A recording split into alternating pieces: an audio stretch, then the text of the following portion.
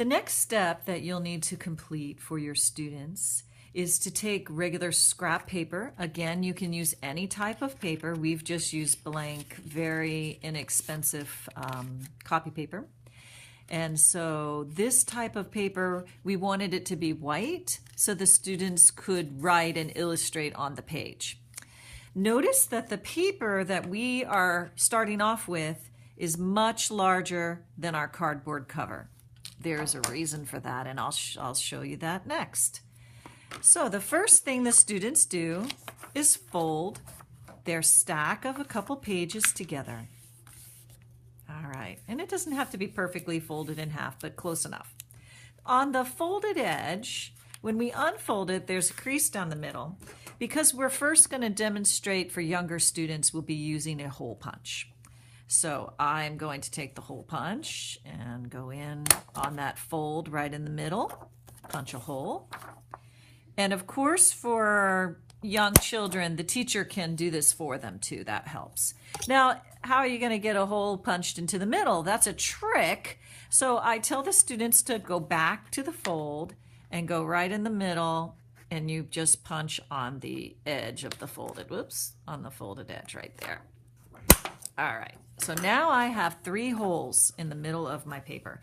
So I don't need my hole puncher anymore. I can give that to my friend or another student who can punch their 3 holes. Or if you're prepping this in advance before your classes, you can punch the holes for the students in advance.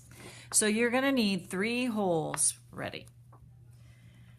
I cut a piece of yarn, but again, any type of twine. This can also be recycled from packaging, or perhaps a piece of fabric or some decorative ribbon works, or shoelaces work great for young children as well. Old shoelaces work great. So I just cut a length of regular yarn. So the first step is for the student to take the yarn, and we're gonna go into the middle hole and out the back. Then I'm gonna go back in through the bottom, pull that through so I've got some length, get a little more. Then I'm gonna go all the way up to the top. All right, pull that through. And then from the back, you're going to go back into the middle hole. This stitch is a pamphlet stitch, which is the simplest way to bind a book. So it looks like 2 stitches on the back, but inside, and here's the trick, you have this length of string that went from the top to the bottom, right? And we stretched all the way across. And I call these the tails. You have one on the left and one on the right. Notice it sandwiches or wraps around that central string.